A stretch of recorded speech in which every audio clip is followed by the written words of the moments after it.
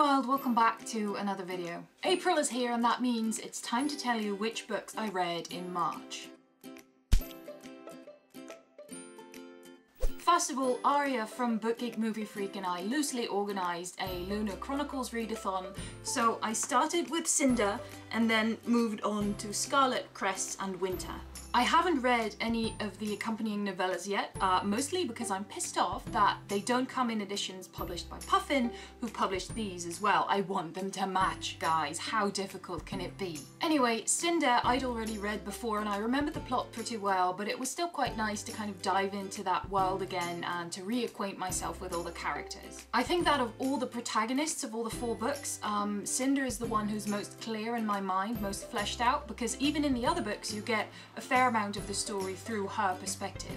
For people who don't know what this series is about, this particular book is an adaptation of Cinderella and it's set in a future where technology is very advanced and there's a settlement on the moon inhabited by people who over time have started to differ from earthen humans. Scarlet, which is the second book, came as a bit of a surprise because I didn't really have any idea what the story would be about exactly, except for the part that it's an adaptation of Red Riding Hood. It's mostly about the quest to find out more about Cinder's past, but it's also about other people and other settings as well. I quite liked it. I like Scarlet, although I do feel we don't see enough of her throughout the series. I feel like she's a little bit underrepresented. Then Cress, the third book, which is loosely based on Rapunzel. This was cool because you meet Cress in the first book already, and if you pay any kind of attention, you know who she is. I liked Cress as a character, although I do feel that maybe the author took a little bit too much inspiration from Tangled, the Disney film, but I love the interactions between Cress and Thorn, although Thorn is great with anyone. Finally, there is Winter, which again was a bit of a surprise. I mean, overall I like it, and I think it's a good end to the series. But for a book that's so massive, it's over 800 pages,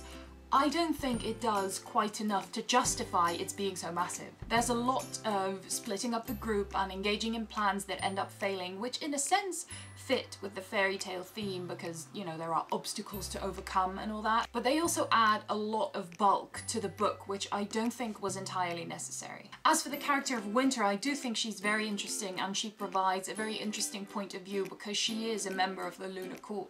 All in all, I'm in 2 minds about this series. I recognise that it's definitely not the best thing ever written, and especially the final book could have done with one last round of rigorous editing. At the same time though, it was just really nice to lose myself in this story for a little bit, and when you get to the end, it is very exciting to see how everything gets resolved. I also think that there are some very original characters in there who work especially well together as a group because they all have something to contribute and they all respect each other. And it's also very much a story about badass girls / women working together, which I think is something the world needs more of. I also think that this particular series is very well suited for fanfiction and fan art, and I can't wait to kind of delve into that world and see what people have come up with. I finished one more book in March, and that was Boy Snow Bird by Helen Oyeyemi, which I found out later is actually also a very liberal retelling of Snow White. It's a book that I'd heard quite a lot of buzz about on some of the channels that I follow, but I didn't really know what to expect story-wise until I actually picked it up for myself. It's kind of difficult to explain what this book is about without giving too much away, but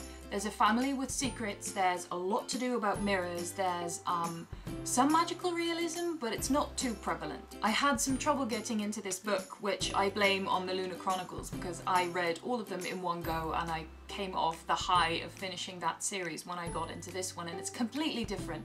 It has a completely different tone, but I quite like the tone of storytelling of this book. So once I did get into it, I found myself really drawn to certain characters, and I definitely wanted to find out more about kind of how everything fit together. I would recommend it, although I honestly don't know how to kind of summarize it or how to be a bit more specific about that because it's so strange and so different in so many ways. Just if you start reading this, don't expect to know where it's gonna go, because you won't. Finally, in March, I started Annihilation by Jeff Vandermeer, but I'll talk about that more in my next wrap-up because I actually finished it in April. So those are all the books I wanted to talk about today. Please let me know which books you finished in March in the comments, and I hope you enjoyed this video. Thank you for watching, and I'll see you again next time.